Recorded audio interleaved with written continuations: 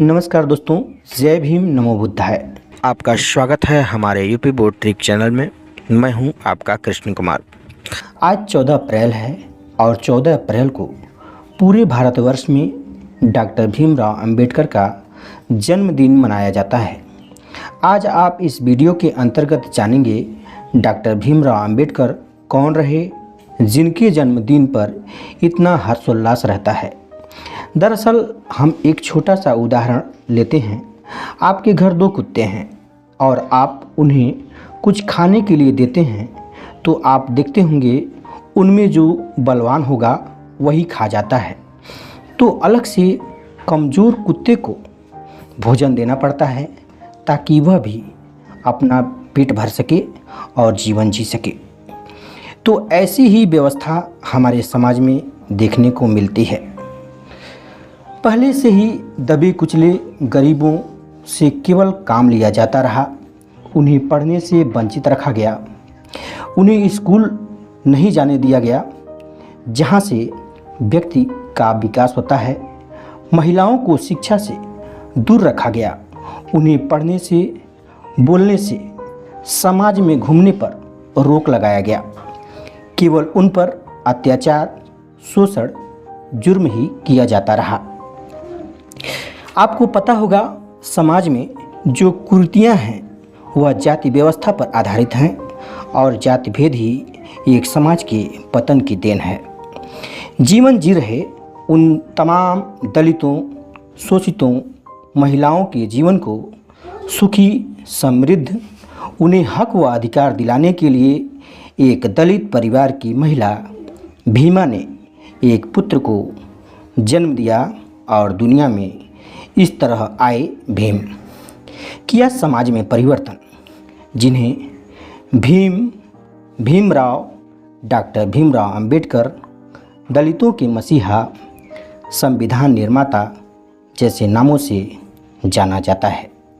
आइए जानते हैं विस्तार से। दलितों के मसीहा, सामाजिक समानता के लिए संघर्षशील समाज सुधारक एवं भारतीय संविधान के प्रमुख निर्माता डॉक्टर अंबेडकर का जन्म 14 अप्रैल 1891 को मध्य प्रदेश में इंदौर के पास महू छावनी में हुआ। इनके बचपन का नाम भीम सकपाल था। हाई स्कूल पास करने के बाद बड़ौदा के महाराज की सहायता से उच्च शिक्षा प्राप्त की एवं गायकवाड़ छात्रवृत्ति पर ही कोलंबिया विश्वविद्यालय में प्रवेश मिला एवं कोलंबिया विश्वविद्यालय से ही PhD की उपाधि ग्रहण की। वह भारत के पहले अछूत थे जो पढ़ने के लिए विदेश गए थे। अंबेडकर ने 1920 में मूक नायक एवं 1927 में बहिष्कृत भारत पत्र का प्रकाशन किया। अगस्त 1936 में इंडिपेंडेंट लेबर पार्टी की स्थापना की, जो दलित वर्ग, मजदूर व किसानों की समस्याओं से संबंधित थी। इसी संस्था का नाम 1942 में अखिल भारतीय अनुसूचित जाति संघ कर दिया गया। अंग्रेजों द्वारा आयोजित तीनों गोलमेज सम्मेलन में अनुसूचित जाति के प्रतिनिधि के रूप में डॉक्टर अंबेडकर ने भाग लिया। स्वतंत्र भारत के केंद्रीय मंत्रिमंडल में अंबेडकर प्रथम विधि मंत्री नियुक्त किए गए।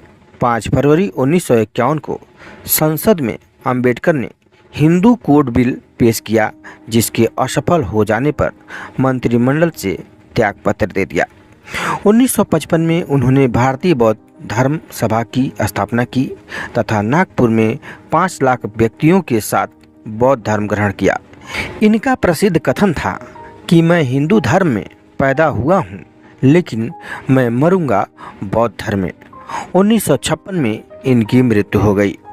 डॉक्टर अंबेडकर की सामाजिक विचार की बात करें तो सामाजिक क्षेत्र में डॉक्टर अंबेडकर को महान समाज सुधारक माना जा सकता है। इन्होंने दलितों, पिछड़ों, अस्पृश्यों के विरुद्ध हो रहे अन्याय का सैद्धांतिक एवं व्यावहारिक धरातल पर भी विरोध किया। उन्होंने आंदोलन के माध्यम से शोषित वर्ग में आत्मबल तथा चेतना जागृत करने का महत्वपूर्ण कार्य किया।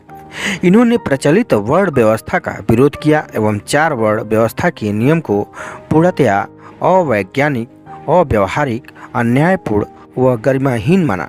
अंबेडकर के अनुसार अस्पृश्यता की जड़ें वर्ण व्यवस्था में है, अतः समाज के उत्थान के लिए अस्पृश्यता का निवारण अति आवश्यक माना।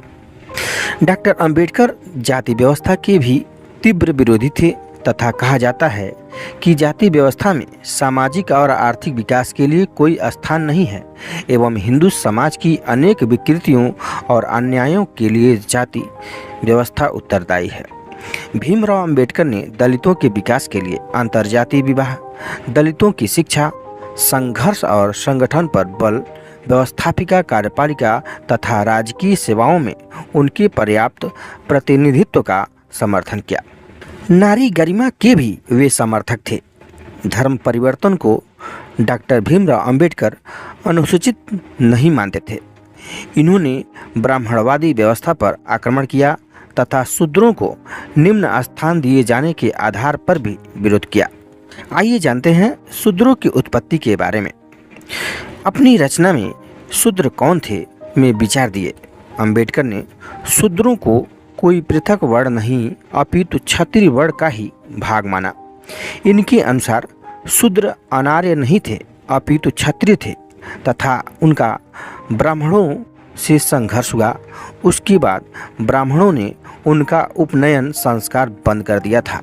अंबेडकर का कहना था कि दलितों में योग्यता की कमी नहीं है, यह सामान्य और तकनीकी शिक्षा प्राप्त करके शहरों में जाकर नए व्यवसाय अपना सकते हैं, जिससे यह परंपरागत स्थिति से जुड़े पूर्वाग्रह से कुछ सीमा तक मुक्त हो सकते हैं।